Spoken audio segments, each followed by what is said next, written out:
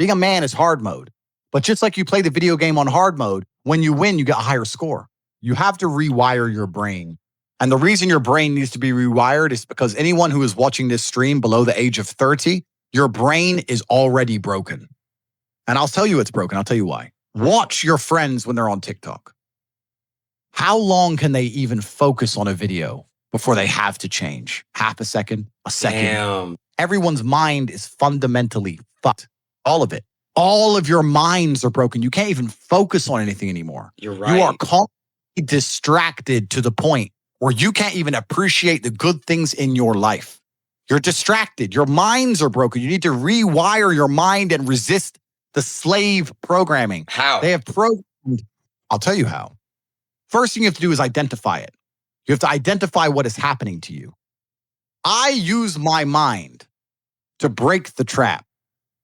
What I do is I allow my enemy to manipulate me on purpose. And then I use my mind to break the trap and punish the perpetrators. I will sit on TikTok for a day and I'll just enjoy TikTok. And by the end of the day, I'll watch myself. How quickly I'm looking to be entertained, how little time I give a video, how fucked up I am. And then I'll blink and I'll cure my fucking brain. It's a conscious decision. You have to break the trap. If you cannot control your own mind, then you are just a feather in the wind of life. Because your own mind is the only thing you can control. You can't control the weather. Right. You can't control other people. You can't even control whether your heart stops beating. You might have a heart attack tomorrow. You can't control anything besides what you think. If you cannot control your own mind, then you go through life with zero control, zero influence. You can't control anything. You're just a feather in the wind, waiting for life to blow you from happy place to sad place to happy place to sad place, completely hoping on the gods to be fortunate to you, because if any genuine discomfort comes your way, you're fucked. Do people who have addiction, whether it's drugs, alcohol, whatever it is, do you recommend that people to stop their addiction? Do they cut it cold turkey, or do they slowly stop it, ease off of it? It's a good question. It's difficult, right? Because there's a lot of personal circumstances involved, and it's different addictions do different things, etc. I can't imagine a mind frame or a mindset where I want to do something and can't do it. Right. So it's almost difficult for me to answer that question, because if you have that kind of mind, if your mind is so fundamentally broken that you cannot do with your own mind what you want to do, right? You know, like that, then you're just right. Life is hierarchical. There's always going to be kings and there's always going to be peasants. If you have a mind that you can't control, then you're never going to be a king. You're going to be a peasant. That's your life. You have a peasant's life ahead of you, and that's your destiny. Enjoy, right? There's always been peasants. That's life. But I believe that the most important thing you can do as a man is to gain control of your mind. Once you have control of your mind, life is so ridiculously easy. It's so ridiculously easy.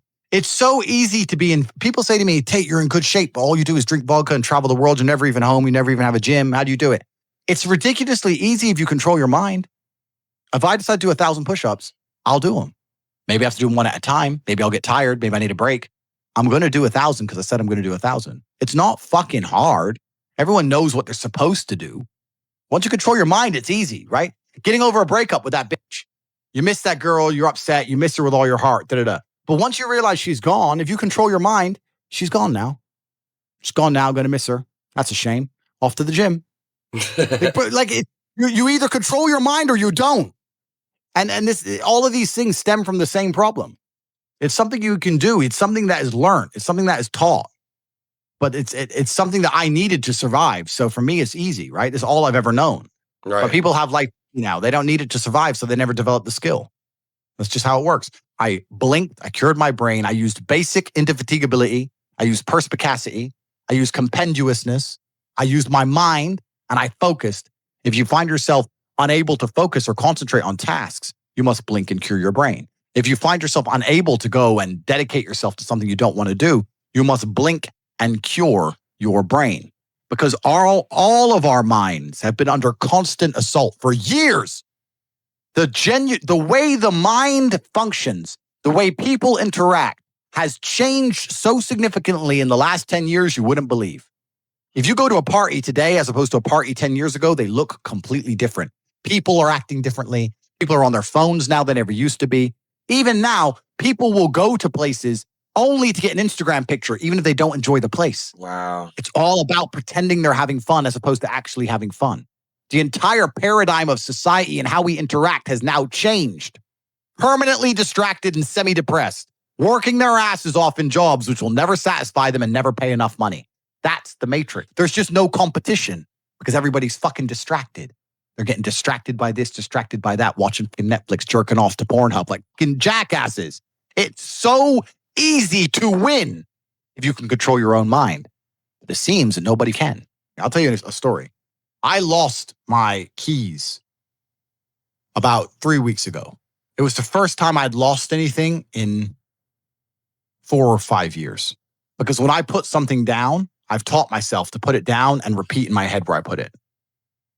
I put my phone on the kitchen counter. I put my phone on the kitchen counter. I say it in my head like 3 times as I walk off. I don't lose things. I know where everything is all the time. I'm a professional. I don't lose stuff ever. And I lost my keys. I was furious at myself. The ways I punished myself for only losing my keys took me 20 minutes to find them. Found them. I donated money to charity. I refused to go driving. I worked harder in the gym. I fasted for 24 hours. I punished myself. And my chick's like, what are you doing? So I lost keys. She goes, yeah, but it's only losing keys. You don't get it. I don't make mistakes. I don't make mistakes, and I made one, and I will pay a price. I will not lose my keys again. God is my witness. God above, I will not lose my fucking keys again. I will make sure I repeat in my head 25 times if necessary. Every time I put anything down out of my pockets exactly where it is, I will never lose anything ever again. I am a professional. I am exceptionally hard on myself because that's how I enjoy life. I can't imagine life any other way. I can't imagine life going through life, losing my keys, oops, crying over a bitch, oops. Oh, I don't feel like it today, oops. I can't even fathom that existence. It sounds like hell to me.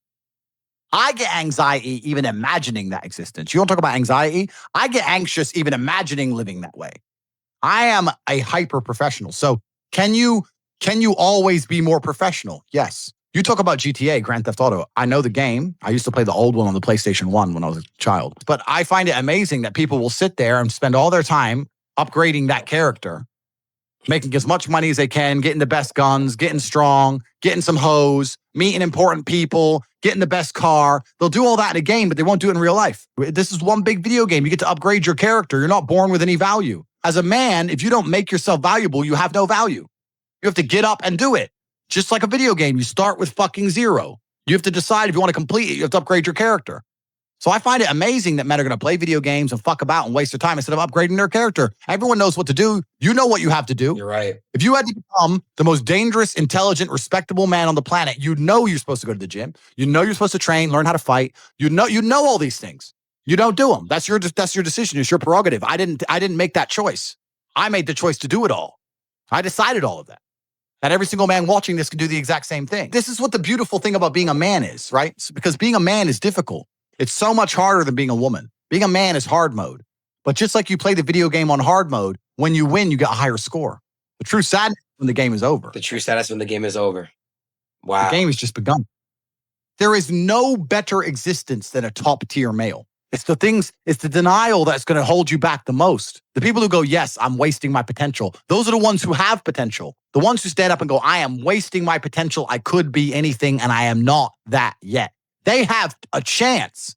The men who go, well, no, actually, I'm fine. They're fucked. They're inside the matrix, fully slave-minded. They're a waste of time. But if you sit there and go, you know what? Yeah, I am wasting my potential. Yes, I can be more than I am. Even if I'm already great, I can be better. As good as I am, I still push myself to the limit every single fucking day. I have every single thing a man could possibly want. I'm still pushing myself. This is your prerogative as a man. But you need to be instilled with a sense of duty to your bloodline. You must want it. You need to want it deep inside your soul. I can't die as anything less than emperor. Why did the Romans wake up, melt rocks, make swords, and walk in random directions? They didn't have Google Maps. They didn't have a fucking clue where they were going. Random directions to find some other group of people and fuck them up and take their shit. Why? Conquest. This is a conquer. Why did Genghis Khan ride his ass from Mongolia all the way to fucking Vienna? It's a long way. Why? Conquer. Men are born with this innate desire to conquer. It's inside of us. They're trying to suppress it. They're trying to distract it away from you, tell you that you're wrong. You're toxically masculine. You shouldn't want to conquer. You should want to sit at home and be tolerant. No, you shouldn't. You should want to conquer shit. Only thing that's going to make you intrinsically happy is conquest. Nothing else. If you're depressed, it's because you don't conquer shit. Conquer something. Get up and do it. It doesn't have to be a negative at all.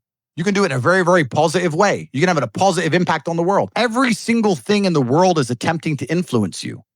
I'll give you another paradigm that people need to understand. I ask people have these beliefs. Doesn't matter what their belief is. Doesn't matter. They believe in something. I say, where did you get that belief from? And they don't know. Where did you get that belief? Who told you that? And does that person have your best interests at heart? Think about it. Think about all the things you truly believe. Think where you learned it and think if that person actually gives a fuck about you. And they should look in the mirror, look deep in their own eyes and say, yes, I'm fucking disgusting. I can change this. That's the beauty about being a man. If you're disgusting, you can change it. That's the beauty. There's nothing stopping you changing it. You're right. But you must accept it first. Most of these people, what they do is they hang around with other disgusting people, and then they're a little group of disgusting people, and they think, well, I'm not disgusting. Everyone's disgusting, and this is normal, and it's normal to be a fucking jerk off. Not in my world, it isn't. This is when I was making jokes earlier about predators and prey. In my world, I'm in a world of predators. It's not normal to be a fucking jerk off in my world. If we were still in the animal kingdom, the lions that you see on TV, they weren't just born big lions. They had to fight other lions. They had to fight to get that antelope. They had to fight other animals, hyenas, jackals. They had to fight to be the boss. We're living in a comfortable world now where people think, oh, it doesn't matter. But you know what? To some degree, it does matter. It does matter. And I'm going to tell you who it matters to. It matters to your soul and it matters to God. I stand in the mirror with a pure heart. I know I am the best version of me that could possibly ever exist. I know that God is proud of me. There's nothing that God hates more than sloth and laziness. If God were to create a man and that man were to sit around and do fuck all, God will frown upon you. It's why you're never lucky. If you're listening to this and you think I'm never lucky, I'll tell you why, because God dislikes you because you're fucking lazy. Start to work. Start to show God the beauty of his own creations. You'd be amazed how lucky you'll become. Wow. God is unhappy with these people. And inside their hearts, they're unhappy. We talk about depression, anxiety, all those things you mentioned earlier on this podcast. That comes from self-loathing. You loathe your own weakness. You loathe your own laziness. This is what all of these things are. I don't feel depression. How can I feel depression when I'm the most powerful version of me that I could ever fucking be? How can I feel depression when I could squeeze my own hand hard enough to break my own bones? How can I feel depression when I've smashed and destroyed 68 people's faces in front of me, men who thought they could test me in fair combat? How can I feel depressed? It's impossible. Do you understand? It's not a matter of how I feel or how I'm motivated. If I was depressed, it's impossible. But if I was depressed, my life would be, and the day-to-day activities would be exactly the same as if I was ecstatically happy. You wouldn't be able to see a difference. I'd be up at the same time. I'd be in the gym the same. I'd be doing the same shit. Those are my duties to God. How I feel has nothing to do with it. Completely unrelated. How I feel is unrelated to my duties to God. They don't change based on how I feel. They're the same. And they will be completed because I refuse to fail God or my bloodline. There's nothing that feels better than the feeling you have after you did something you don't want to do. Correct. That's what it feels like every single day if your life is nothing but discipline. It's beautiful. It's a beautiful existence. That's a great feeling. That's a really, really good feeling, I bet. I need that. I need discipline. It's a beautiful existence. This stream actually, I'm pretty sure changed lives. I swear to God. You changed lives just now, this one stream. I hope so. I hope so too. I really do. I really feel like people's lives are going to be changed from this shit. You're a legend.